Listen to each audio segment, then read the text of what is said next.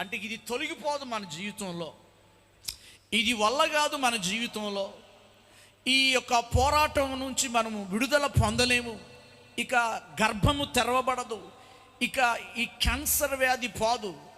ఇక ప్రియ దేవుని బిడ్డలారా, ఇక పర్వతం లాంటి, అంటే కొండను కదిలించలేము కదా, పర్వతం లాంటి సమస్యలు, పర్వతం లాంటి రోగాలు, పర్వతం లాంటి పోరాటాలు, పర్వతం లాంటి ఇబ్బందులు మనం కదల్చలేం. పర్వతాన్ని, కొండను, మా ఊరిలో కొండ ఉంది, ఎన్ని సంవత్సరాలు కొండ ఆ యొక్క బాంబులు పెట్టి పేలుస్తూ ఉన్నా కొండ కరిగిపోవట్లేదు.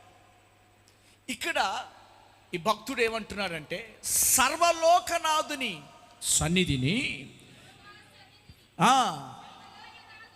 సన్నిధిని పర్వతములు మైనులాగా కరిగిపోతాయి. ఈ రాత్రి, ఈ 3 నెలలు రియల్లీ మీరు గుర్తుపెట్టుకోనండి,